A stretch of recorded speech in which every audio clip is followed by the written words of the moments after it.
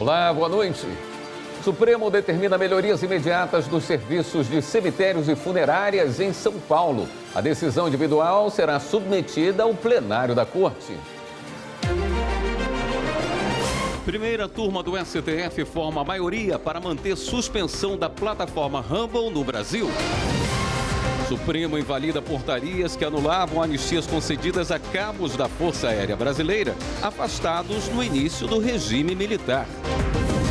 O Ministério Público entra na justiça contra a decisão que autorizou regime aberto a um dos condenados no caso Richthofen.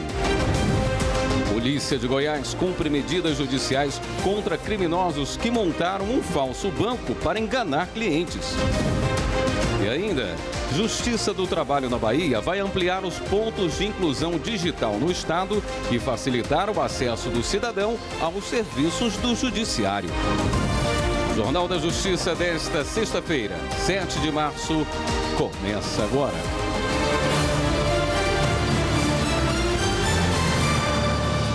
O ministro Flávio Dino, do Supremo Tribunal Federal, determinou melhorias no serviço funerário da cidade de São Paulo. A decisão já é válida, mas precisa ser confirmada pelos ministros em plenário virtual da Suprema Corte. Os detalhes com o repórter Pablo Lemos.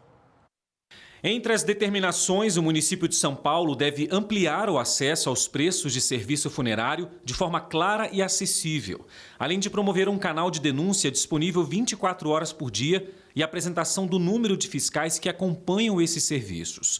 O município tem até o dia 30 de outubro de 2025 para apresentar nos autos um relatório detalhado com o número de denúncias recebidas, as ações de fiscalização e as multas aplicadas no período de janeiro a outubro deste ano. O ministro Flávio Dino destacou na decisão que a ausência de uma regulação eficaz favorece práticas abusivas e pode resultar em indevida exploração financeira, comprometendo a função social desses serviços e violando os princípios de dignidade e equidade previstos na Constituição. Ele também manteve a última decisão sobre o assunto de novembro do ano passado, que determinou um teto de preços para a cobrança dos serviços funerários na cidade. O caso foi levado ao Supremo Tribunal Federal por uma ação do PCdoB, que questionava o preço de cemitérios e funerárias após a privatização desse trabalho na cidade de São Paulo. Flávio Dino ainda determinou que eventuais ajustes sejam feitos somente depois da implementação efetiva das medidas necessárias para proteger usuários e regularizar a prestação dos serviços. A decisão já é válida, mas precisa ser confirmada pelos demais ministros em plenário virtual da Suprema Corte, em julgamento agendado entre os dias 21 e 28 deste mês. A primeira turma do Supremo formou maioria para manter a suspensão do Rumble no Brasil. A plataforma de vídeos é similar ao YouTube e foi suspensa por não atender à determinação do ministro Alexandre de Moraes de indicar um representante legal no país. O voto do ministro Alexandre já foi seguido por Flávio Dino e Cristiano Zanin. A decisão vale até que a empresa cumpra ordens judiciais. O Supremo Tribunal Federal invalidou 36 portarias publicadas em 2020 pelo então Ministério da Mulher, da Família e dos Direitos Humanos. Elas anulavam anistias concedidas a cabos da Força Aérea Brasileira afastados no início do regime militar. Repórter Bruno Silveira. Em 2020, o Ministério da Mulher, da Família e dos Direitos Humanos, atual Ministério dos Direitos Humanos e da Cidadania, anulou 313 atos que foram publicados pela Comissão de Anistia entre 2002 e 2005, que declaravam o indulto para os cabos que foram afastados pela Aeronáutica em 1964. Para a anulação, o Ministério alegou que não houve a comprovação da perseguição exclusivamente política. O Conselho Federal da OAB entrou com a arguição de descumprimento de preceito fundamental no STF, já que, para o Conselho, a revogação das anistias viola o direito ao processo legal. Das 313 revogações publicadas pelo Ministério, a maioria já havia sido anulada por decisões judiciais e administrativas antes do julgamento no STF, restando apenas 36 casos. Aqui no Supremo, a relatora da ação, ministra Carmen Lúcia, explicou que a publicação das mais de 300 portarias aconteceu de forma generalizada e sem a devida individualização de cada anistiado, o que contraria a segurança jurídica, o contraditório e a ampla defesa. A ministra reforçou no voto que todas as portarias publicadas mantêm a mesma redação, com a explicação de ausência de comprovação de existência de perseguição exclusivamente política. No julgamento virtual, Carmen Lúcia pontuou que as anulações, após mais de 17 anos, ultrapassam o parâmetro constitucional da razoabilidade. Prevaleceu o voto da relatora, cassando a anulação das 36 anistias concedidas aos cabos. Na pauta do julgamento deste mês, o Supremo Tribunal Federal deve analisar temas de grande repercussão e que afetam diretamente a vida das pessoas. Entre eles, a mudança nas regras das sobras eleitorais, revista íntima em presídios e a validade da norma que reduziu a idade mínima para esterilização voluntária. Acompanhe na reportagem de Carolina Chaves. O primeiro item da pauta de julgamento da Corte na próxima semana é a ação apresentada pelo Partido Socialista Brasileiro, PSB, que questiona a Lei de Planejamento Familiar de 1996, alterada em 2022. A nova legislação reduziu a idade de 25 para 21 anos de idade mínima para a esterilização voluntária, como laqueadura ou vasectomia, ou que a pessoa já tenha pelo menos 2 filhos vivos. O tema começou a ser analisado em abril do ano passado pelo plenário do Supremo. Em novembro, o relator, ministro Nunes Marques, considerou a norma constitucional porque a exigência de 21 anos de idade para o procedimento é compatível com a finalidade da lei, de reduzir as chances de arrependimento após a cirurgia. O julgamento foi interrompido com o pedido de vista do ministro Cristiano Zanin. Outro tema da pauta é a distribuição das chamadas sobras eleitorais para as eleições proporcionais. O STF determinou que todos os partidos podem participar da última fase de distribuição. Antes, apenas os partidos com melhores desempenhos poderiam receber as sobras. Mas a Rede Sustentabilidade, o Podemos e o PSB contestam um prazo de aplicação da decisão. Para as legendas, esse novo modelo de redistribuição de votos deveria valer para as eleições de 2022 e não a partir das eleições municipais de 2024, como decidiu o STF. Outro julgamento de grande repercussão é sobre a revista íntima em presídios e a validade das provas eventualmente obtidas por meio desse procedimento. Na ação, uma mulher foi acusada por levar 96 gramas de maconha escondida no corpo para o irmão preso, no Rio Grande do Sul. A mulher foi absolvida pelo TJ Gaúcho por considerar a prova ilícita. O caso chegou aqui no Supremo. Em fevereiro, o ministro relator Edson Fachin negou o pedido do MP estadual e votou no sentido de considerar a revista íntima vexatória por violar a dignidade humana. Para ele, as provas colhidas dessa forma não devem ser consideradas. O ministro Alexandre de Moraes entendeu que a revista íntima, por si só, não é ilegal e deve ser feita em situações excepcionais, como, por exemplo, na falta de um scanner corporal. Os demais ministros devem votar a matéria no dia 26 deste mês. O Conselho Nacional de Justiça deve entregar, no segundo semestre deste ano, o Sistema Nacional de Precatórios e Requisição de Pequeno Valor. O sistema vai padronizar e automatizar o pagamento dos precatórios. As informações com Guilherme Menezes. Os precatórios e as RPVs são ordens de pagamento expedidas pela Justiça para cobrar de municípios, de estados ou da União valores devidos depois de uma condenação judicial definitiva em que não cabem mais recursos. Mas as ordens muitas vezes não são cumpridas no prazo. Assim, os precatórios são um problema histórico no país. Quem tem de pagar não sabe exatamente quanto deve. Quem tem de receber nunca sabe quando vai ver o dinheiro. Vários tribunais de justiça nos estados têm sistemas eletrônicos para gerenciar os pagamentos, mas faltava um sistema nacional que atendesse a todos os entes envolvidos e que padronizasse a gestão dos precatórios. O SISPREC, sistema desenvolvido pelo CNJ, foi feito para cumprir esse papel e oferece vantagens para todas as partes. No caso do Judiciário, um dos principais objetivos é facilitar a gestão, como explica o conselheiro do CNJ, Luiz Fernando Bandeira. Hoje em dia tem-se uma dificuldade enorme em vários tribunais do país. O valor dos precatórios a ser pago tem que ser atualizado na mão, ou numa tabela Excel, né? Então o sistema vai conseguir trazer isso com mais segurança, mais confiabilidade, com menos erro.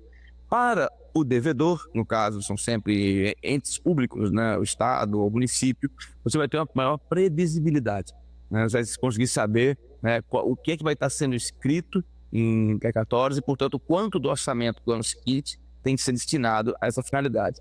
Mas o maior beneficiado mesmo é o credor. A implantação do Sisprec tem 11 módulos. Todos deverão ser concluídos até o segundo semestre deste ano, ainda na gestão do ministro Luiz Roberto Barroso. O CNJ trata o sistema como prioridade. Nossa maior preocupação são aqueles tribunais que não têm nenhum sistema, né? No Espírito Santo, por exemplo, até hoje é feito em papel, né? E você manda um ofício requisitório pelo correio, né? E isso, evidentemente, é uma situação que não pode perdurar. Então, o Sisprec já está em funcionamento com um módulo experimental no estado, no TJ do Amapá, que já vem funcionando. E a ideia é que, tão logo ele seja homologado, validado, ele possa ser expandido para outros tribunais, outros estados do país. Veja a seguir, o Ministério Público entra na justiça contra a decisão que autorizou regime aberto a um dos condenados no caso Richthofen. E a Polícia de Goiás cumpre medidas judiciais contra criminosos que montaram um falso banco para enganar clientes. Os detalhes já já.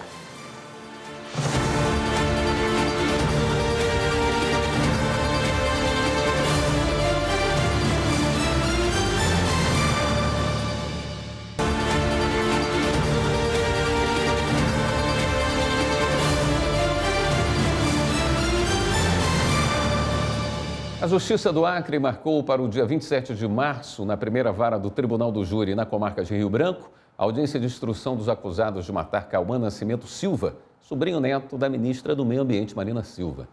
André de Oliveira da Silva e Denis da Rocha Tavares teriam assassinado o jovem de 19 anos em fevereiro do ano passado. O empresário Arioldo Rodrigues Júnior, que participou dos ataques antidemocráticos do dia 8 de janeiro, foi preso em Americana, São Paulo. O empresário era considerado foragido pela Justiça. Flávia Alvarenga tem as informações. Segundo a Polícia Militar, Arioldo foi encontrado em uma casa em Americana, no interior de São Paulo, e não ofereceu resistência. Em setembro do ano passado, ele rompeu a tornozeleira eletrônica e fugiu do país. À época, o ministro Alexandre de Moraes determinou a prisão preventiva do empresário e, desde então, o nome passou a constar no Banco Nacional de Monitoramento de Prisões. Arioldo Rodrigues Júnior foi preso inicialmente no dia 9 de janeiro de 2023, no chamado acampamento golpista, em frente ao Quartel-General do Exército, em Brasília. A denúncia contra ele foi aceita pelo Supremo Tribunal Federal em maio do mesmo ano. O empresário foi acusado de associação criminosa e incitação ao crime. Em julho, o Ministério Público chegou a propor um acordo de não persecução penal, mas a proposta não foi aceita. Polícia de Goiás cumpre medidas judiciais contra criminosos que montaram um falso banco para enganar clientes. O Ministério Público entra na justiça contra a decisão que soltou um dos condenados no caso Richthofen. E foi marcado o julgamento dos envolvidos na morte de um congolês em 2022. Confira os destaques. A Justiça do Rio de Janeiro marcou para o dia 13 de março o júri de Fábio Perineus da Silva e de Alisson Cristiano de Oliveira Fonseca, acusados de espancar até a morte o congolês Moise Kabagambi, de 24 anos. O crime foi em janeiro de 2022, num quiosque na Barra da Tijuca, Rio de Janeiro. O terceiro acusado, Brendo Alexander Luz da Silva, não será julgado nesta sessão, porque o processo foi desmembrado a pedido da defesa. O Ministério Público de São Paulo entrou na justiça para anular a decisão da Vara de Execuções Criminais de Taubaté, que autorizou Christian Cravinhos, um dos condenados no caso Richthofen, a cumprir o restante da pena fora da cadeia. O Ministério Público alega que Christian cumpre pena por crimes graves, que ele já se beneficiou da progressão de regime anteriormente e voltou a cometer novo delito, desta vez de corrupção ativa. Alega também que ele ainda possui um saldo longo de pena, com término previsto para 2041. A Polícia Civil de Goiás cumpriu 83 medidas judiciais para desmantelar uma organização criminosa que montou um falso banco em um edifício luxuoso em Goiânia para obter vantagens indevidas com operações financeiras. As vítimas davam imóveis como garantia de empréstimo que nunca eram pagos. A Justiça determinou sequestros de mais de 3 milhões de reais dos investigados. A Justiça de Goiás condenou a empresa de pintura a indenizar um condomínio por falha na prestação de serviço. Anderson Arcoverde tem as informações. A empresa foi contratada pelo condomínio com a promessa de realizar o serviço em 60 dias. O valor cobrado foi R$ 44.780. O condomínio chegou a pagar 93% do valor, mas a empresa realizou apenas parte do serviço e sem a qualidade esperada. Além disso, o material fornecido foi desperdiçado e houve danos no telhado do prédio. Na ação, a empresa alegou que os serviços não foram finalizados por ordem do próprio condomínio, que teria dispensado a continuidade da obra. No entanto, fotografias e mensagens apresentadas no processo mostraram que o serviço foi paralisado durante a realização e houve atraso significativo no prazo estabelecido no contrato, o que comprovou falha grave na prestação do serviço. Também foram constatados os danos pelo desperdício dos materiais e prejuízos no telhado do prédio. A empresa foi condenada a devolver R$ 20 mil do valor pago pelo condomínio, pagar multa contratual de R$ 8.900 e indenização por danos materiais de R$ 22 mil. E uma operadora de saúde terá que indenizar uma família que teve o plano cancelado indevidamente no Ceará. Segundo o processo, a família usava um plano empresarial desde 2013 e sempre pagou as mensalidades em dia. Alguns dos beneficiários faziam tratamento contínuo de saúde. Em outubro de 2022, a família trocou o CNPJ e pediu atualização de cadastro no plano, mas foi informada pela operadora que a mudança só poderia ser feita 6 meses após a criação do novo CNPJ.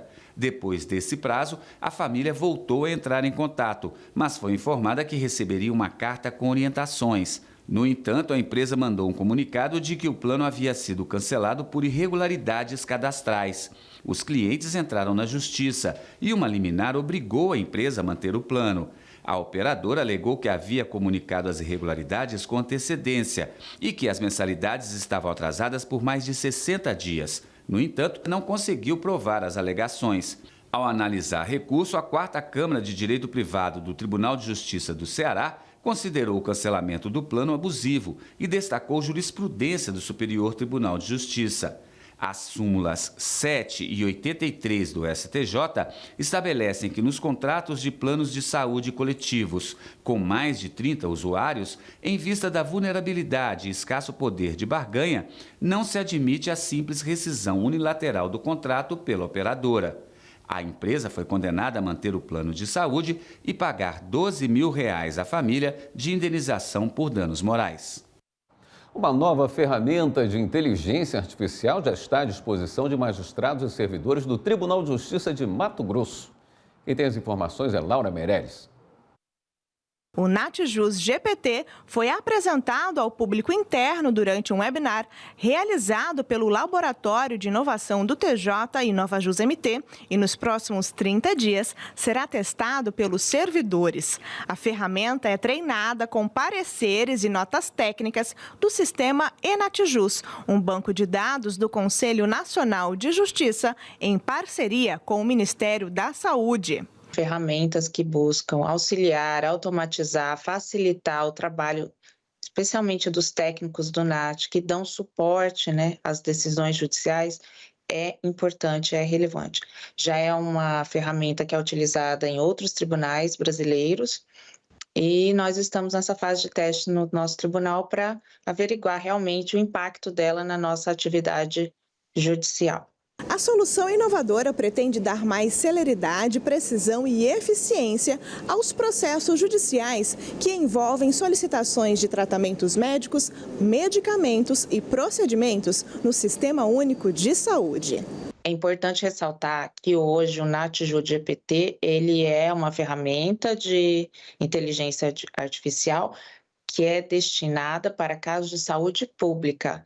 Ele ainda não está habilitado para os casos de saúde suplementar, que tem outros requisitos, outras questões regulatórias técnicas específicas. A ferramenta não tem capacidade generativa e o nível de criatividade é zero, ou seja, o NatJus GPT não pode criar pareceres baseados nos documentos que estão disponíveis no banco de dados. Uma ferramenta de assistência. É assim que ele se posiciona, é assim que ele é desenvolvido e acredito que aqui um esclarecimento interessante, né, é quando buscamos esse posicionamento institucional, é justamente para dar mais segurança para todos, né, como um assistente. Veja a seguir como o trabalho de conscientização tem se revelado como uma das formas mais eficazes de combate à violência contra a mulher. E a gente fala da retomada do julgamento da ação contra a mudança na Constituição, que na prática liberou a vaquejada no país.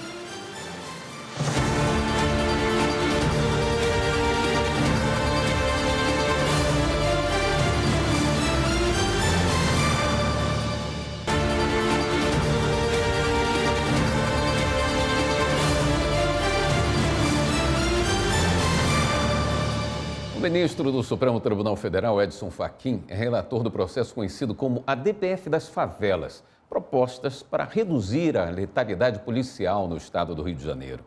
Ele se reuniu ontem com o autor e os interessados na ação, entre eles advogados, pesquisadores e representantes do estado.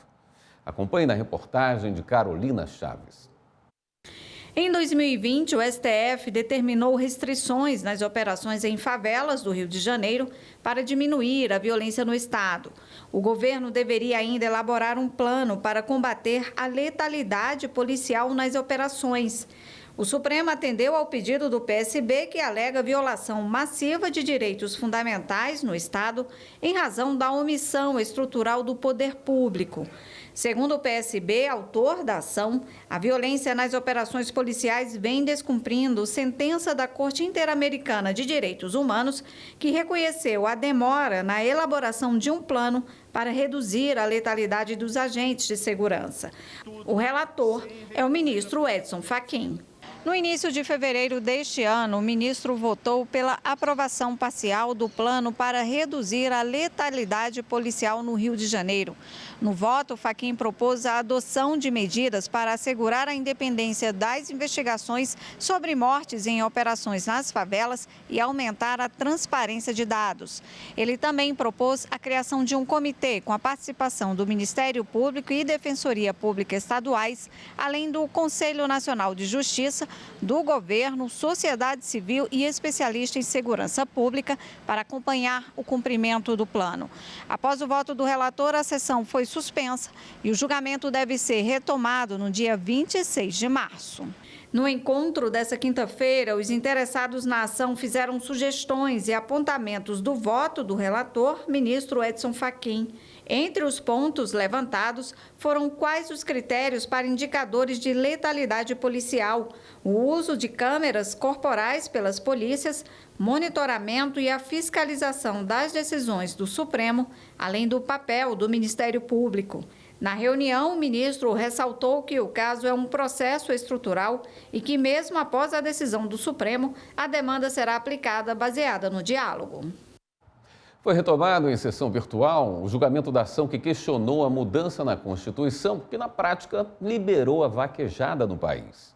O relator ministro Dias Toffoli. O prazo para os ministros votarem termina em dia 14 de março. Marta Ferreira tem mais informações. Comum no Nordeste, a vaquejada é uma atividade competitiva em que dois vaqueiros montados a cavalo têm que derrubar um boi. O animal é puxado pelo rabo e precisa cair entre duas faixas pintadas no chão. Em 2016, o Supremo decidiu que a vaquejada é ilegal ao invalidar uma lei do Ceará. No ano seguinte, o Congresso Nacional aprovou uma emenda constitucional que liberou a vaquejada, considerando como não cruéis as práticas desportivas que utilizem animais, desde que sejam manifestações culturais. O Fórum Nacional de Proteção e Defesa Animal e a Procuradoria-Geral da República questionam essa mudança na Constituição. O argumento da PGR é que a crueldade não desaparece pelo fato de uma norma jurídica a rotular como manifestação cultural. Já o Fórum Nacional de Proteção e Defesa Animal diz que a emenda foi uma manobra do Congresso para contornar a decisão do Supremo. A questão está em julgamento no plenário virtual. O relator do caso é o ministro Dias Toffoli. Para ele, o dispositivo questionado não considera legítima qualquer manifestação cultural com animais registrada como patrimônio cultural brasileiro, e sim e tão somente aquelas práticas reguladas por lei específica que garanta o bem-estar dos animais envolvidos. Portanto, a norma exige que a prática seja realizada dentro de parâmetros e regras aceitáveis para o atual momento cultural, fixados em legislação específica. O ministro Flávio Dino também já apresentou o voto, acompanhando o entendimento do relator. O prazo para os demais ministros apresentarem o voto termina no dia 14 de março. A terceira turma do Superior Tribunal de Justiça admitiu a inclusão do fiador apenas no cumprimento de sentença da ação renovatória. Repórter Marina Campos. O colegiado decidiu que, caso o locatário de um imóvel não cumpra as obrigações do contrato que foi renovado, o fiador pode ser incluído no polo passivo do cumprimento de sentença da ação renovatória, mesmo não tendo participado do processo na fase de conhecimento. O caso teve origem em ação renovatória de locação comercial que resultou em acordo entre as partes sobre as diferenças de aluguéis. Mas o acerto foi descumprido pelo locatário. Com o início do cumprimento de sentença, foi requerida a penhora de bens dos fiadores. Mas as instâncias ordinárias negaram o pedido sob o fundamento de que eles não participaram da ação de conhecimento e, por isso, não poderiam ser incluídos apenas na fase de execução. No recurso especial dirigido ao STJ, o locador insistiu na penhora. A relatora, ministra Nancy Andrighi, apontou que, pela lei do inquilinato, o locatário precisa instruir a petição inicial com a indicação expressa do fiador e com um documento que ateste que este aceita todos os encargos da fiança. E lembrou que, para a terceira turma do STJ, a anuência dos fiadores com a renovação do contrato permite a sua inclusão no cumprimento de sentença, mesmo que não tenham tomado parte do processo na fase anterior. Após deferir o ingresso dos fiadores que aceitaram os encargos da ação renovatória, a ministra esclareceu que o juízo deve citá-los para que façam um pagamento da fiança ou apresentem impugnação à execução, se for o caso. E a terceira turma do Superior Tribunal de Justiça também negou recurso de uma empresa em uma ação sobre pagamento de seguro. Repórter Samanta Peçanha. A ação de cobrança foi ajuizada por uma empresa contra a seguradora, que não pagou a indenização por sinistro durante o transporte de carga. O juízo de primeira instância julgou o pedido parcialmente procedente. A seguradora recorreu por querer que a demanda fosse totalmente improcedente, sob o argumento de que o seguro não cobria esse tipo de evento. O Tribunal de Justiça de São Paulo reverteu a decisão baseado em outro fundamento. O contrato de seguro estava vencido na data do sinistro. A empresa, então, recorreu aqui ao STJ, afirmando que a decisão foi extra petita, ou seja, além do que foi pedido ou baseada em fundamento não invocado. No STJ, a ministra Nancy Andrighi, relatora do caso, explicou que a decisão do tribunal não foi extra petita, uma vez que o TJ de São Paulo apenas reexaminou o mérito do pedido, ainda que com um fundamento jurídico distinto. Para a ministra, o dever de pagar a indenização estava diretamente vinculado ao limite temporal da vigência do contrato de seguro e destacou que os fundamentos jurídicos apresentados pelas partes não vinculam o juiz, que deve aplicar o direito conforme os fatos apresentados no processo, independentemente dos argumentos trazidos pelas partes. Com isso, a terceira turma negou o provimento ao recurso da empresa. Em Minas Gerais, o trabalho de conscientização tem se revelado como uma das formas mais eficazes de combate à violência contra a mulher. É o que se observa com os resultados de grupos reflexivos que atendem homens envolvidos em conflitos dentro de casa. A reportagem é de Kátia Gomes. O Anuário Brasileiro de Segurança Pública de 2024 revelou que 2023 foi marcado por um aumento significativo de pedidos de medidas protetivas de urgência para mulheres. A alta foi de 21,3% na comparação com o ano anterior. Em 2023, foram feitas mais de 660 mil solicitações de medidas protetivas no país e 540 mil concedidas. Já o número de ligações para o 190 da Polícia Militar relacionado a casos de violência contra a mulher cresceu quase 1% em 2023, se comparado com 2022.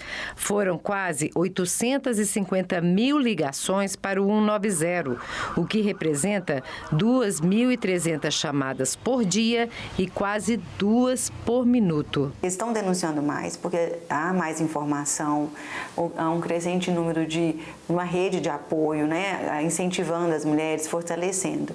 Mas, infelizmente, também a violência aumentou.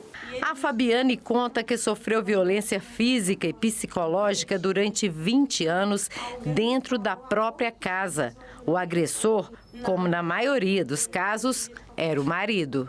Eu pedia para ele ir embora. Eu dentro da minha casa, ele falava para mim se eu quisesse. Se quiser, vai embora você, eu não vou não. Ela disse que não denunciava por insegurança e medo. Mas em maio do ano passado, as agressões chegaram ao ponto de ter que chamar a polícia para tirar o marido de casa. A medida protetiva foi o que encerrou o ciclo de violência. Parou de me agredir e de vir atrás de mim e de ameaçar e de difamar, tudo parou, graças a Deus. Graças também ao grupo reflexivo. O marido da Fabiane foi obrigado a frequentar as reuniões para homens que cumprem medida protetiva por violência contra a mulher. A Lei Maria da Penha, claro, ela tem uma das funções punir, mas também ela tem a função de educar, de prevenir, de responsabilizar. Então, eles se sentem responsabilizados, mas conseguem entender essa cultura machista, essa questão da dominação, conseguem evitar que outras mulheres sejam vítimas dele, na criação dos filhos e às vezes até em outros relacionamentos. Foi o que aconteceu com o Eli. Depois de denunciado pela ex-companheira, foi encaminhado para o grupo reflexivo. Ele conta que teve um conflito com ela no carro em movimento e expulsou a moça do veículo. Eu tirei a pessoa de dentro do carro para justamente não causar coisa pior. Só que eu abandonei ela no estrado e deixei lá e fui embora. Na primeira entrevista, em uma reunião do grupo reflexivo, ele disse que não tinha noção da violência cometida. Os homens encaminhados para os grupos reflexivos receberam uma medida cautelar ou protetiva. Eles ainda não têm uma condenação e não chegaram a ser presos. Além disso, são obrigados a participar dos encontros durante 3 meses e podem ir para a prisão se não comparecerem. Depois dos 12 encontros, é feito um relatório e uma avaliação por cada participante. Eles descrevem o que aprenderam e comparam o sentimento da primeira reunião com o da última. E a gente consegue observar como que esses homens eles vão se responsabilizando. Eles passam a identificar que aquilo que no início eles não consideravam como um ato de violência, ao decorrer do curso, eles identificam que sim, a conduta foi violenta e aí é o ponto que eles tentam seguir uma vida com responsabilização, com outras formas de solucionar conflitos. A seguir, Justiça determina que a União e o INCRA viabilizem a regularização de terras quilombolas em Mato Grosso. E ainda, Justiça do Trabalho da Bahia vai ampliar os pontos de inclusão digital no Estado e facilitar o acesso do cidadão aos serviços do Judiciário. Voltamos a instantes.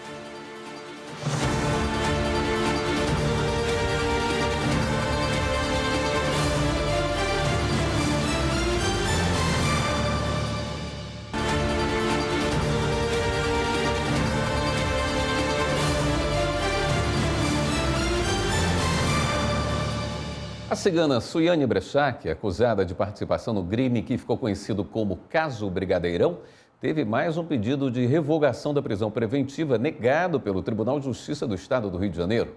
A defesa alega que ela foi agredida e sofreu ameaças no complexo penitenciário de Jericinó. Em maio de 2024, Júlia Pimenta foi acusada de matar o namorado, o empresário Luiz Marcelo Ormond, envenenado após comer um brigadeirão. Cigana Suiane Brechac foi considerada mentora do assassinato. O pedido da defesa foi de prisão domiciliar em razão da suposta agressão e ameaça. De acordo com a juíza Lúcia Glioche, titular da 4ª Vara Criminal da capital, a queixa deve ser investigada pela Promotoria de Justiça e não pode servir de fundamento para a reanálise do decreto prisional. A pedido do Ministério Público Federal, a Justiça determinou que a União e o INCRA viabilizem a regularização de territórios quilombolas em Mato Grosso. Repórter Márcio Fontinelli. O governo federal e o INCRA terão de garantir o andamento dos processos de regularização dos territórios quilombolas em Mato Grosso. A ordem da Justiça, que se baseou nos documentos apresentados pelo Ministério Público Federal na ação civil pública para o reconhecimento das regiões destinadas às comunidades tradicionais. Dos 58 processos de regularização abertos no estado, apenas 9 estão em andamento. A terceira turma do Tribunal Superior do Trabalho decidiu que o Banco Bradesco não pode compensar horas extras reconhecidas na Justiça com gratificação de função. Para o colegiado, a Convenção dos Bancários não pode atingir contratos encerrados antes da vigência do acordo em respeito à segurança jurídica. Anderson Conrado. O caso envolvia uma ação de cumprimento de sentença em que empregados do Bradesco cobravam valores reconhecidos numa ação na Justiça do Trabalho.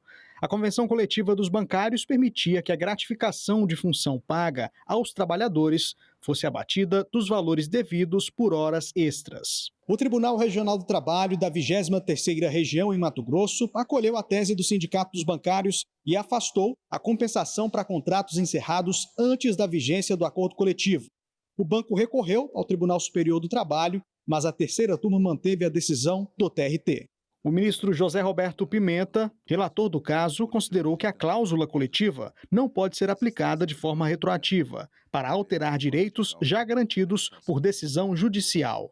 Para ele, permitir essa compensação violaria o princípio da segurança jurídica e a irretroatividade das normas trabalhistas. Ainda segundo o voto do relator, a gratificação de função tem natureza salarial, sendo possível eventual ajuste sobre a parcela, desde que procedido mediante convenção ou acordo coletivo, porque a Constituição preconiza a irredutibilidade salarial, salvo negociação coletiva, como no caso. Ou seja, não se trata de direito revestido de indisponibilidade absoluta, tampouco a supressão de direito constitucionalmente assegurado, como as horas trabalhadas normais ou em sobrejornada. A decisão da terceira turma foi unânime, ainda cabe recurso. E o TRT da Bahia assinou um novo termo de cooperação para ampliar os pontos de inclusão digital implantados pelo Tribunal de Justiça do Estado. Reportagem de Carolina Vasco. Levar o acesso à justiça. Com este objetivo, o TRT da Bahia assinou um termo de cooperação para ampliar os pontos de inclusão digital, determinados pelo Conselho Nacional de Justiça, o CNJ, para atender pessoas em situação de vulnerabilidade digital. Implementados pelo Tribunal de Justiça baiano, os PIDs também passam a ter os serviços do Tribunal Regional Eleitoral da Bahia e da Defensoria Pública. O aprofundamento desse projeto é fundamental. Continua a ser o mesmo projeto, né, de inclusão digital das pessoas que vivem em comunidades onde não existe fórum da Justiça do Trabalho, eventualmente fórum do TJ, mas agora nós ampliamos a quantidade de entidades que estão presentes neste programa e, portanto, estaremos com mais entidades em mais ambientes. Entendendo a importância desses pontos, esses órgãos estão agregando muito mais serviços a esses pontos e levando a esses municípios onde não existe fórum, essa aproximação do cidadão com o Poder Judiciário em geral. Durante a assinatura do novo termo de cooperação, celebrado no Tribunal de Justiça da Bahia, A vice-presidente do TRT5 destacou a relevância do serviço. É muito importante porque há uma polarização dos pontos de inclusão digital, onde não somente dentro das salas do Tribunal de Justiça no interior, né, da Bahia, como também nas salas do município, onde o jurisdicionado pode tomar informações do seu processo, pode acessar também, né, as informações e também ser ouvido como testemunha.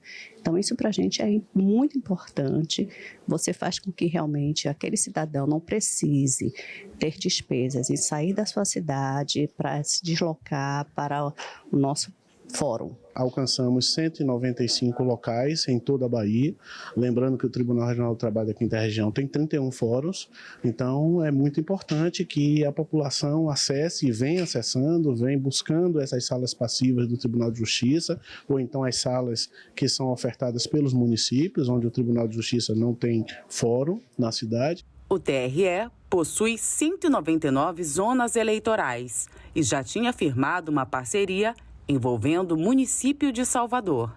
Agora, os serviços estarão disponíveis em mais localidades no interior. Eu entendo como de suma importância esses PIDs, porque possibilita que pessoas carentes possam ter acesso à justiça, acesso aos serviços do Tribunal Regional Eleitoral, acesso aos serviços do Tribunal de Justiça da Bahia, ao Tribunal Regional, o TRT, e também a Defensoria Pública. No próximo bloco, juízes de varas especializadas no atendimento à mulher em Mato Grosso se preparam para fazer um mutirão de ações previstas para este mês de março. E a gente mostra como foi a retomada das apresentações da Orquestra Jovem do Coral Infanto Juvenil do Tribunal de Justiça de Mato Grosso. Até já!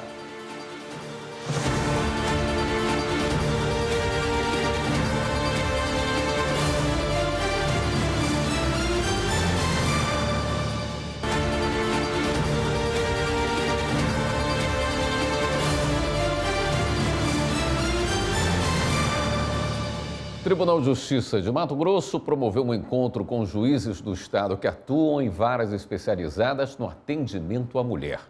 A reunião faz parte dos preparativos para um mutirão de ações previstas para este mês de março. Repórter Fernanda Fernandes tem os detalhes. Com a proximidade da Semana Justiça pela Paz em Casa, o Judiciário de Mato Grosso já se mobiliza com ações educativas e de enfrentamento à violência contra a mulher. Uma delas foi uma reunião híbrida com os juízes do estado que atuam nas varas especializadas, organizada pela Coordenadoria Estadual da Mulher em Situação de Violência Doméstica do TJ, a Ser Mulher. No Carnaval, nós pensamos numa campanha bem forte, numa campanha que pudesse educar cada vez mais para o respeito em relação à mulher, evitando qualquer forma de assédio mesmo, né? E de importunação sexual. E para a Semana da Justiça pela Paz em Casa, primeiro uma abertura aqui no auditório Gervásio Leite, com treinamentos, com participação dos magistrados e demais servidores. Também foi pauta do encontro o fortalecimento e ampliação da rede de enfrentamento à violência doméstica, com mais adesões de municípios em Mato Grosso. A intenção da nossa desembargadora coordenadora da Ser Mulher é a instalação de novas redes naqueles municípios que não possuem. E a gente tem uma meta de tentar instalar pelo menos 50 redes na próxima Semana Justiça pela Paz em Casa, agora em março. Por isso vai precisar de dedicação de todos os magistrados do estado para que isso possa ocorrer. Crianças e adolescentes da Orquestra Jovem e do Coral Infanto Juvenil do TJMG tiveram uma surpresa na volta das férias escolares. Eles estrearam a nova sede do projeto com a visita dos pais. E mostra como foi o encontro é Fabrício Veloso. Gente, vocês estão aí para o horário de 5 horas? Isso. Vamos lá então, vamos começar? Sejam muito bem-vindos. Nós estamos muito felizes de receber vocês nessa nova casa, né? Um novo tempo para a gente, mais possibilidades. Espero que vocês gostem e aproveitem muito isso aqui. Pela primeira vez, este grupo de pais pôde vivenciar um pouco da rotina das crianças e adolescentes da Orquestra Jovem e do Coral Infanto Juvenil do TJMG. Na sala de aula, uma demonstração do que acontece no projeto.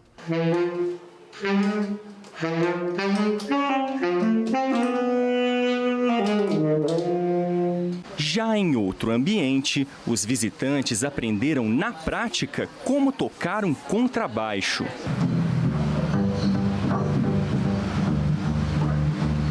De sala em sala, pais e alunos percorreram os 3 andares do edifício Rainha da Sucata, na Praça da Liberdade, em Belo Horizonte. O local foi cedido ao Tribunal de Justiça de Minas Gerais pelo governo do estado e, desde janeiro deste ano, abriga a nova sede da Orquestra Jovem e do Coral Infanto Juvenil do TJMG. Neste primeiro dia de aulas, os adultos conheceram um novo espaço para ensinar canto, percussão e instrumentos variados a cerca de 330 jovens atendidos pelo projeto. Última parada e mais música. O dueto de guitarra mostra que os meninos da orquestra estão bem afinados e devidamente tietados.